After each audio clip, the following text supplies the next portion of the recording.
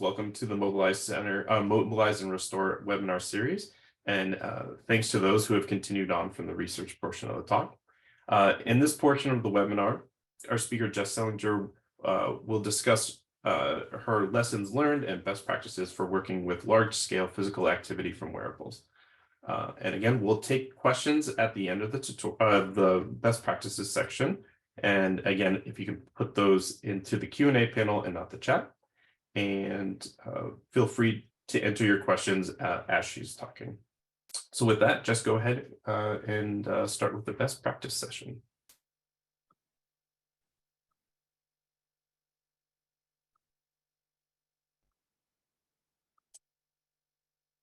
Okay, Matt, can you just confirm you can see the title slide there? Great. Okay. So for those of you who might just be joining, this is part 2 of my talk today, where I want to share some best practices and tips for working with large-scale physical activity data from wearable devices and smartphone apps. But before I do, for those who may not have joined for part 1, I'm just going to briefly summarize our approach and scientific findings. For those of you who did join for part 1, please bear with me for just a short recap here. Okay, so in this work, we were seeking to understand what fundamental objectives shape real-world running behavior, and in particular, what influences the speed we ought to run at.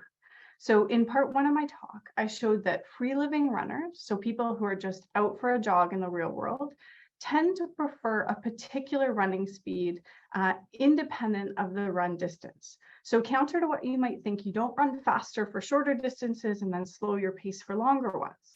And to test that, we analyzed data from the Lumo Run wearable device and its accompanying smartphone app, which contained run distance and speed data from thousands of recreational runners and tens of thousands of runs. Now, I also showed that these preferred speeds are consistent with speeds that minimize energy expenditure. And so to test this, I compared free-living preferred speeds from that large-scale physical activity data set to an experimental data set that measured energy expenditure across a range of enforced speeds in the lab. So humans, like other animals, have a free-living preference for energy optimal gait. Now, as I said, in the second part of my talk, I'm going to share some best practices, and tips I've learned from working with this kind of wild wearable data. So here I'm going to dive into kind of the messiness of the data and the decision-making process that accompanies that analysis. And I will say it's really nice to have an opportunity to do this. I think often these kinds of nuances are left out of a typical academic talk, but I think it's one of the most fun and important aspects of working with big data. So I'm going to follow a framework that was presented by Jennifer Hicks in their 2019 paper, which offers a sort of roadmap of how to analyze this kind of large scale data. So for those who are doing this sort of work, it's a great paper to sort of check out and get lots of tips and tricks. And in particular, I'm going to present examples from this work of how to first identify your research question and assess if you have the appropriate data sets to answer those questions. Next, I want to talk about cleaning or preparing your data set for your analyses, and then attempting to reproduce known trends to be sure you have confidence in that data. And then finally, I'm going to talk about analyzing your data, and then really importantly, challenging the robustness of your conclusions. So I'm going to present this in this sort of ordered 3-step process, but I also want to try and highlight for you or point out for you throughout that this really is an iterative process. It's not quite so linear. So rather than kind of smoothly taking this yes path around here, there were certainly times when we answered no to some of these questions and had to step back and reassess our approach. Okay, so we're going to begin with step 1, identifying our research question and our data sets. When I first started working with this data, I spent months and months doing a lot of different, I'll call them sort of exploratory analyses. There was just so much there. I got a little lost. went down a lot of different wormholes, which could be kind of both fun, but also really frustrating. And I think what really helped me is when I focused myself on one particular question and tried to approach it much more systematically and with testable hypotheses. So the same way I would if I was designing an experiment. So as a reminder, the question that I settled on was, are real-world running speed preferences consistent with task or energy-dependent objectives? So while there was a lot of evidence from lab-based studies that energy expenditure was this important movement objective during steady-state walking in a lab, this principle hadn't really been challenged in a more ecological context or in a running gait. So there was this gap in the literature, one that seemed important, and importantly, one that required free living activity data to truly directly test. So much in the way I would for a lab experiment, again, I wanted to approach this with hypotheses, and even more ideally to have two competing hypotheses. So here my first hypothesis was that in free living environments, human runners will exhibit a wide variation in speed across task or across the distance they run, as our prior understanding would predict. The second competing hypothesis was that human runners will tend to prefer one particular speed, which will be energy optimal. So the LUMO data set allowed me to answer part of this question. With the real world running data from thousands of runners, many multiple runs across a whole broad range of distances, I could test hypothesis one. So if speed preferences change with distance. The data set offered these really large sample sizes, thousands of runs, tens of thousands of runs, and really high ecological validity. And that's really not something that we can get in a lab setting where we often have low sample sizes, maybe on the order of tens of participants, and poor ecological validity due to things like the short length of a walkway, the steady state conditions we create with a treadmill, or even the observer effect created by that experimenter. However, of course, a near universal limitation of data from these wearable devices is that we can't get the sort of high fidelity measures we can get in a lab. And in particular, in this study, our data set didn't contain an estimate of energy expenditure, meaning I couldn't, with this data set alone, directly test my second hypothesis. So to solve this problem, my approach was to combine the large-scale activity data set with experimental data. So I reached out to Dr. Carol Walsh-Scheffler, who had measured energy expenditure during running across a range of speeds, and that allowed us to calculate speeds that minimize energy use per unit distance for a given participant. So we combined data from 3 of her past published studies to get the highest number of participants we could, by then pulling runners from that large-scale database that matched the demographics of these lab participants. We could compare real-world speed preferences and energy optimal preferences at that population level. Now, I'm going to go into more detail about this participant matching in a few slides, but I think what my main lessons here is to take a systematic and hypothesis-driven approach rather than an exploratory one whenever possible. And when you find that you don't have the appropriate data set, so we were here, I was asking, do I have the data? The answer to this was no, when I was looping back and sort of questioning whether I'm going to pursue the research question I wanted to. When you're faced with that scenario, consider combining multiple data sets to offset the limitations of any one in isolation. So I now had my question, my hypotheses, and the data sets I needed to answer them. So the next step for me was to prepare my data for analyses. And then to give me confidence in that data, I wanted to reproduce some of these known trends. Okay, so here I started with a set of criteria for keeping or removing data that were common to all the analyses I'm going to run. So here we start out and we have over 8,000 runners, almost 100,000 runs. And then this initial clean of the data set involves some fairly straightforward decisions like removing runs that don't contain GPS data or runs that have unrealistic anthropometrics or run distance. And what you'll see is when we just apply these basic criteria, pretty quickly, the size of our data is almost halved. We go from 8,000 to 4,000 or 5,000 runners, and from almost 100,000 runs down to closer to 40,000 runs. And I think that's really common in these sorts of wearable data sets, where you want to keep in mind at first they can look really huge, but when we start actually assessing data quality, they can really rapidly shrink in size. Now, there are a number of additional criteria that we apply, and some of these next are a little more nuanced. For example, we remove runs with average speeds that are less than 1.75 meters a second or higher than 5.75 meters a second.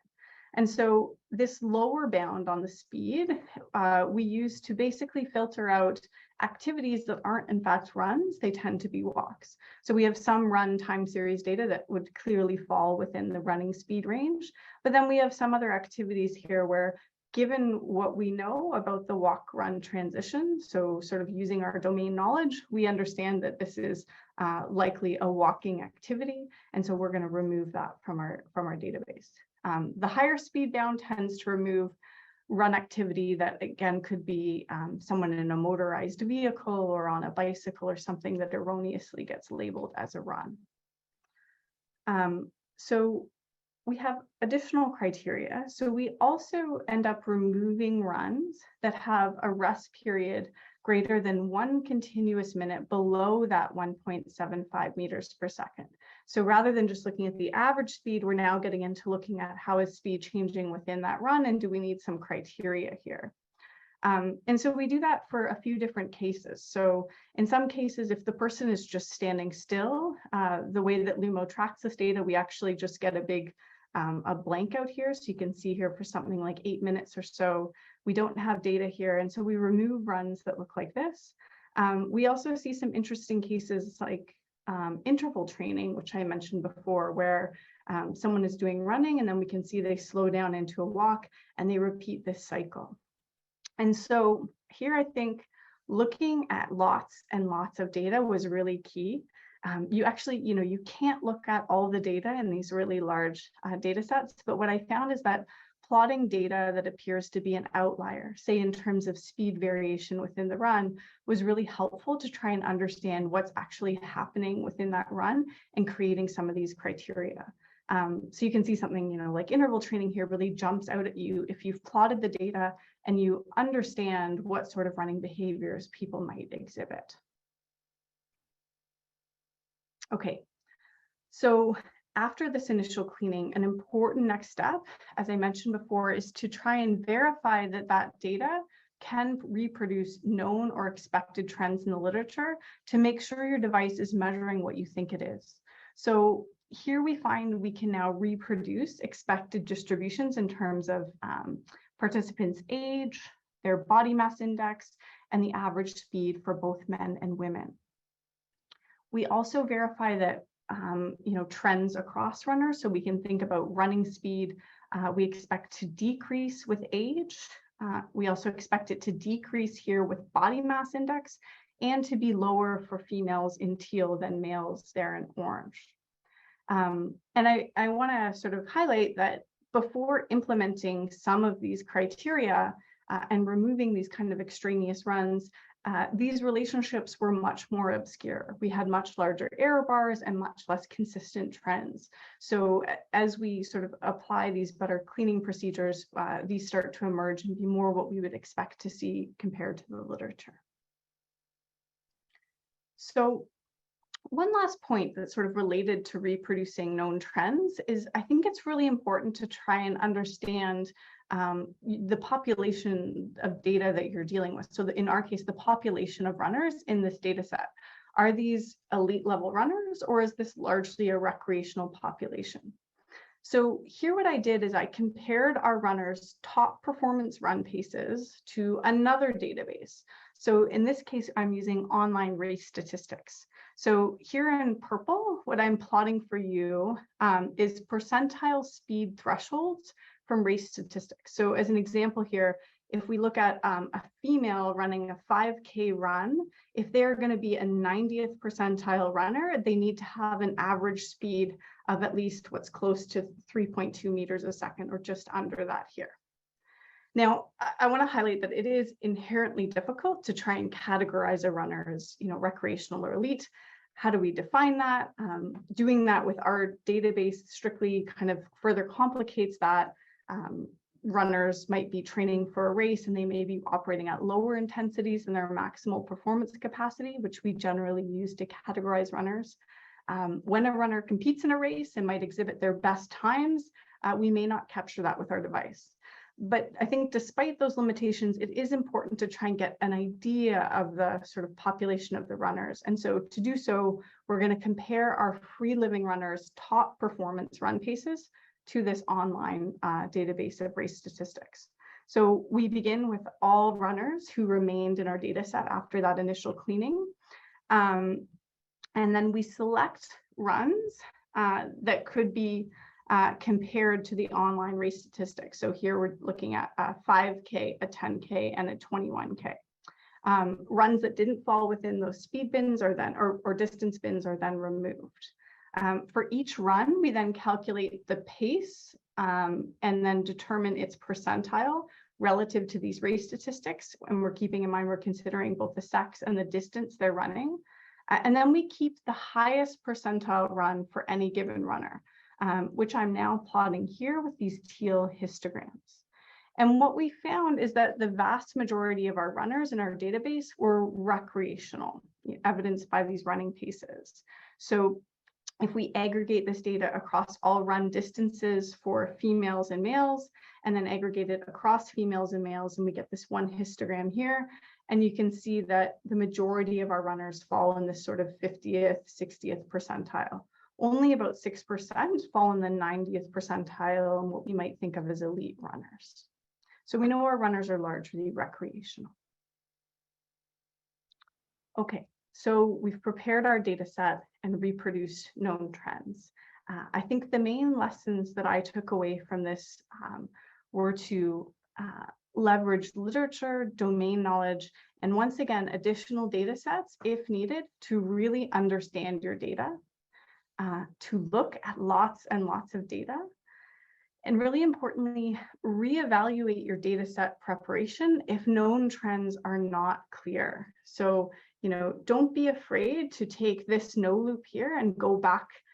It's much nicer than sort of continuing on and having to take this loop here because your data quality is not what you need it to be. Okay, so we've now cleaned up our database. We verified that it can produce known trends. We've characterized our runner population. We are finally ready for what we would call our primary analyses. Okay, so one thing that you're going to notice when we're doing these primary analyses is that we're actually going to use different subsets of our data to answer our two different questions. And you've seen that in some of the analyses I just presented as well. So first, when we're testing if runners prefer different speeds for different run distances, we first select runners who run that 2, that 4, or that 6 mile run. But then to test the generalizability of that finding and ensure our analysis isn't biased towards this particular batch of runners, we also look at runners who tend to run those shorter distances and runners who run those longer distances. And for those who saw the first part of the talk, only for those longer distances, when other factors like fatigue and thermal regulation start to come into play, did we find a change in speed. So overall, we find that free living runners prefer a particular speed that is largely independent of the run distance. Now, to determine if runner speed was consistent with energy minimization, we're going to compare preferred running speeds from age, gender, and BMI matched runners from that free living database to that experimental data that I talked about earlier. But prior to this, there's a few things we need to do. So one is that we actually remove runs containing substantial elevation gain. Keep in mind that all of the lab-based measures are done on a treadmill at a steady state speed on a level surface. So For each run from the free living database, we actually calculate the average absolute slope across the entire run, and then remove runs that have an average absolute slope equal to or greater than 1.5%. But an important question is, well, how do we come up with this kind of cutoff? Where does 1.5% come from? And so this threshold we set based on a sensitivity analysis where we vary that threshold from 0.2 all the way up to 0.8% by increments of 0.1%. And for each threshold, we calculate what is the average speed of the run. So first averaged within a runner and then averaged across all runners. And then, so I'm going to show you that data here. So we have here, we're changing the average slope threshold, and then we have the average speed from the run. We also look at the number of runs or runners that we keep in the database as we change this threshold, getting more and more strict. What we do then is we use a change point detection algorithm to find the threshold where we get the largest change in the speed. And really, though, if you visually look at this, you can see that below this threshold of about 1.5, there's really no effect on the speed or the average speed of the run. But after about 1.5 in terms of absolute slope, you start to get these decreases in speed. And this really continues all the way up to 8% that we tested.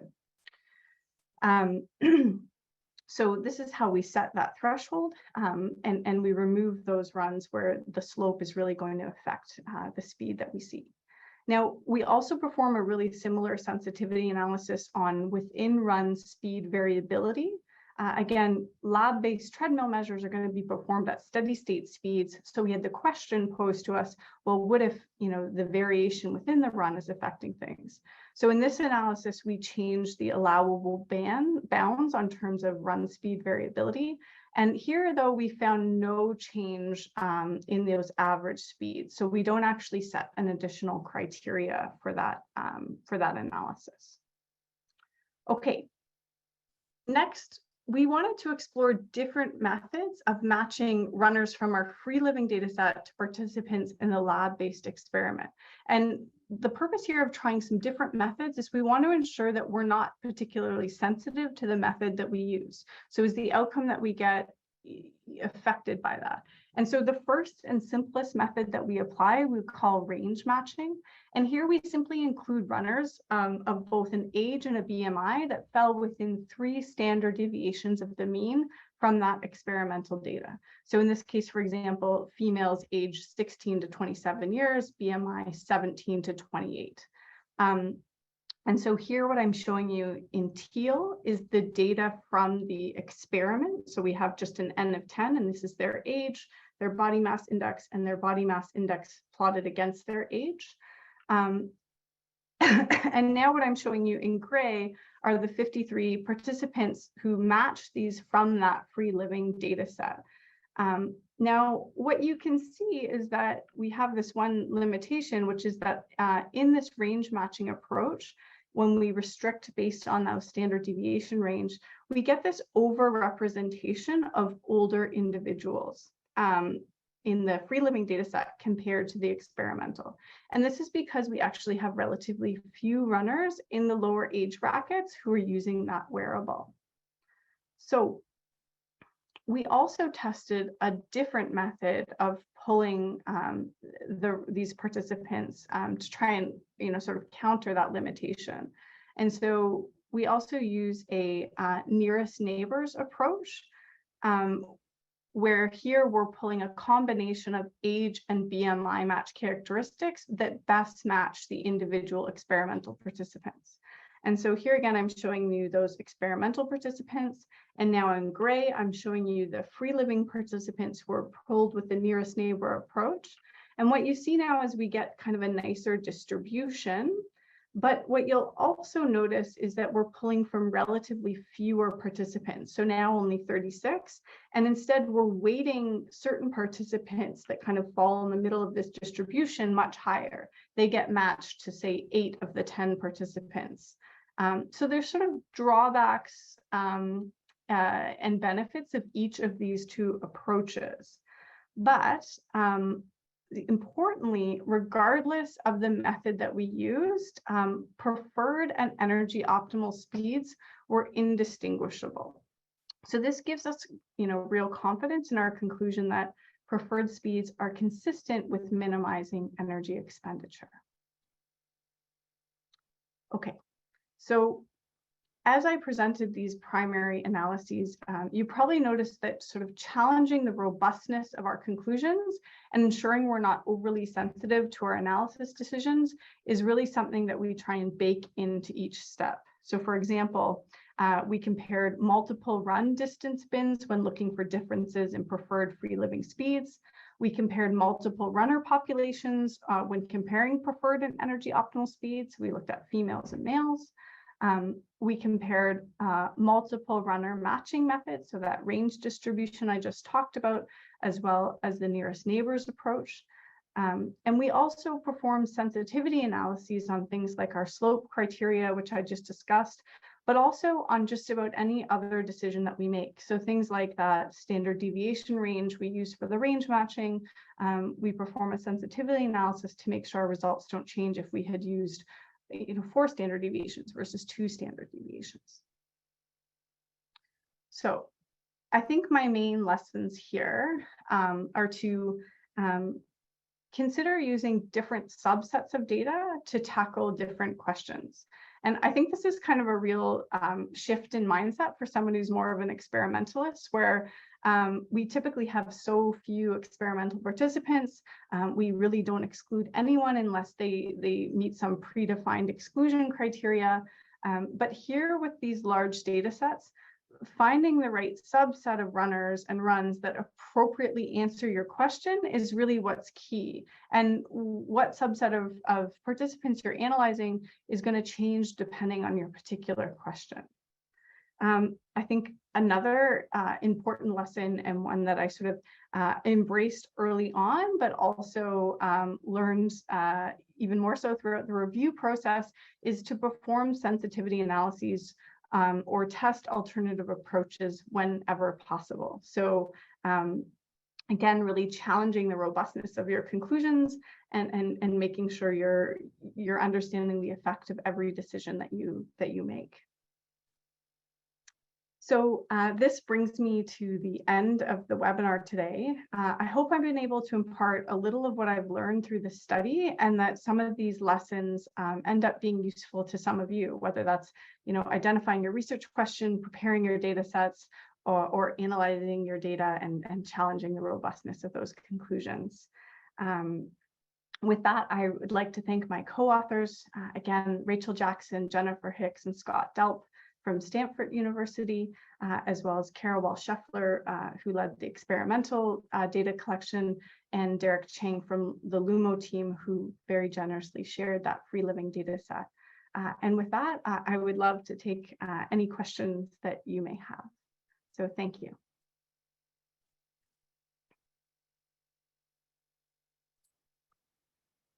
Great, thank you, Jess. That was wonderful. So now we'll go ahead and switch back to questions. We'll try to focus on the ones that are specifically related to this best practice session, but if we get through all those, we can look through some of the questions that came in earlier. And so one question from earlier was from Elena Knukoni. Do we have information, or is there research on the age that humans learned how to adjust their speeds based on this energy, efficient energy expenditure, and not the task? I assume that young children may not do this as they learn how to run. I love these questions, but I unfortunately don't have great answers for you. It's another question where we have sort of in our lab kicked around what this experiment might look like. And so, yeah, I think the question is, at some point we have this, strong preference for that bottom of that bowl, but there isn't a lot of great data on how that might change across age. There is some data for older adults that might suggest we don't operate at the bottom of that bowl. So where things like stability might come into play more, and now maybe we're willing to move at a slower speed than is energy optimal for those, to get the benefits of other objectives. But to my knowledge, and if anyone else knows of the data, I don't think there's great data looking at, say, younger individuals or children, and sort of really understanding when does this preference emerge, when do we discover it, when do we start to anchor ourselves to it. I'm just watching my little one learn to walk, and I seriously doubt she's discovered anything close to optimal yet. Certainly. Another question from Michaela Schneider. For the experimental data, for the in-lab data, did you collect or consider resting metabolic rate?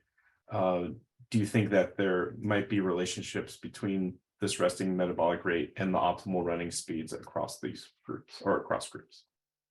Yeah, so another great question. In the presentation, I didn't focus on this, but we collect a rested seated energy expenditure. And so the kind of one of the interesting things that again I decided not to touch on, but is that we're finding that the preferred speeds match with their optimum from the gross cost of transport as opposed to net. And net would be a situation where you subtract off that resting baseline. And so that actually changes where that optimum lies. And a lot of lab-based studies would have kind of found that maybe things are more consistent with net as opposed to gross. And so it's interesting that out in the wild, gross expenditure seems to be closer to what we do in terms of our preference. And I think maybe I won't get, it's a little bit complicated, but optimizing gross is more consistent maybe with our current lifestyle, where we have short bouts of activity and then spend the rest of the day sitting, as opposed to maybe other lifestyles where you might need to be moving or in search of food for long amounts of time throughout the day. But we do have that, and we compare both gross and net costs. Great. See, I guess more of a comment, but maybe we can turn this into a question. So from Raul Martin Gomez, it was just noting it's interesting that there are different energy minimums for female runners versus male runners. Maybe I guess is that a question of is that a surprising result, or is that something to be expected? Yeah, I mean, I think it wasn't unexpected when we see that in the data.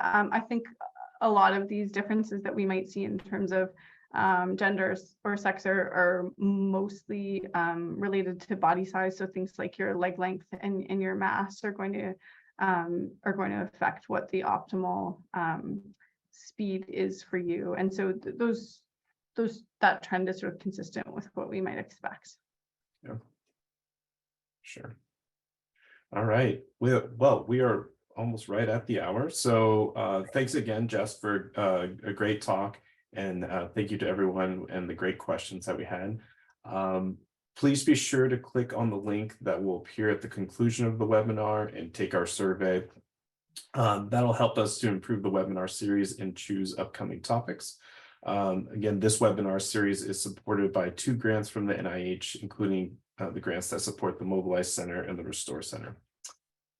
Again, we're grateful for the support which allows us to run these webinars and other events. And just want to thank everyone for participating today. We hope you'll continue to stay involved in our centers, and hopefully we'll see you in a future webinar. Have a great rest of your day.